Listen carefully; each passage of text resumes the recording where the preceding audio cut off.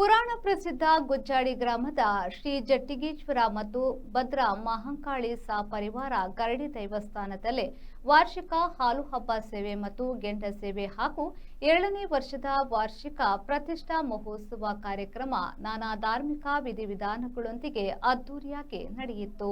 ವಾರ್ಷಿಕ ಹಾಲು ಹಬ್ಬ ಅಂಗವಾಗಿ ಶ್ರೀದೇವರಿಗೆ ಹಣ್ಣುಕಾಯಿ ಮಹಾಪೂಜೆ, ಅನ್ನ ಸಂತರ್ಪಣೆ, ದರ್ಶನ ಸೇವೆ, ಗೆಂಡ ಸೇವೆ, ತುಲಾಭಾರ ಸೇವೆ ಜರುಗಿತು.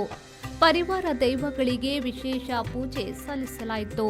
ಯಕ್ಷಗಾನ ಬಯಲಾಟ, ದಾನಿಗಳಿಗೆ ಸನ್ಮಾನ, ವಿದ್ಯಾರ್ಥಿ ವೇತನ ಕಾರ್ಯಕ್ರಮ ನಡೆಯಿತು.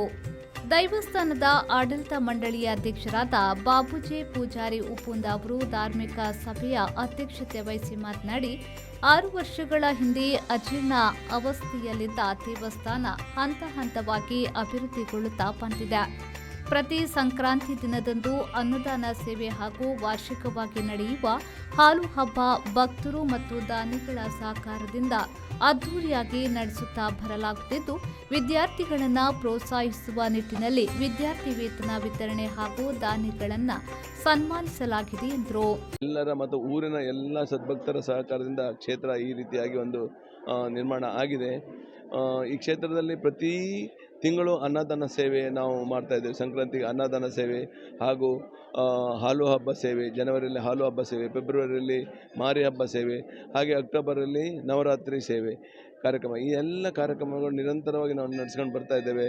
ಅನ್ನದಾನ ಸೇವಾಕರ್ತರಾದ ರಮಿತಾ ಸಂತೋಷ್ ಪೂಜಾರಿ ಅವರು ಮಾತನಾಡಿ, ಇಂಜಿನಿಯರ್ ವಿದ್ಯಾಭ್ಯಾಸ ಮುಗಿಸಿದ ದಿನಗಳಲ್ಲಿ ಹಲವು ಕಾರಣದಿಂದ ಕೆಲಸ ಆಗದೇ ಇದ್ದಾಗ ಅನ್ನದಾನ ಸೇವೆಯನ್ನ ನೀಡುತ್ತೇನೆ ಎಂದು ಹರಕೆಯನ್ನ ಹೊತ್ತುಕೊಳ್ಳಲಾಗಿದ್ದು, ದೇವರಿಗೆ ಹರಕೆ ಹೊತ್ತುಕೊಂಡ ಮೇಲೆ ಕೆಲಸ ಆಗಿದೆ.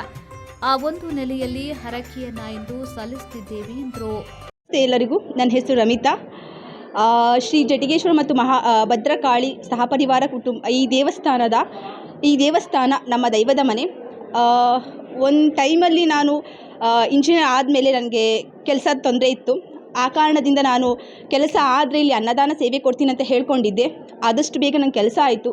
ಈಗ ಉತ್ತಮ ಸ್ಥಾನದಲ್ಲಿದ್ದೀನಿ. ಹಾಗಾಗಿ ಇವತ್ತು ಅನ್ನದಾನ ಸೇವೆಯನ್ನು ಕೊಡ್ತಾ ಇದ್ದೀನಿ. ಇದೊಂದು ಕಾರಣಿಕವಾದ ಸ್ಥಳ. ಇಲ್ಲಿ ಯಾವುದೇ ರೀತಿ ಹರಕೆ ಹೇಳಿಕೊಂಡ್ರು ನಮ್ಮ ಎಲ್ಲ ಇಷ್ಟಗಳನ್ನು ಈ ದೇವರು ಪೂರೈಸ್ತಾರೆ. ದಾನಿಗಳಾದ ಆರತಿಯವರು ಮಾತನಾಡಿ, ದೇವರ ಕಾರಣಿಕ ಶಕ್ತಿ ಅಪಾರವಾಗಿದ್ದು, ಕ್ಷೇತ್ರವನ್ನ ನಂಬಿದ ಮೇಲೆ ತನ್ನ ಜೀವನದಲ್ಲಿ ಹಲವಾರು ಬದಲಾವಣೆಗಳು ಆಗಿವೆ ಎಂದರು. सभी को नमस्कार।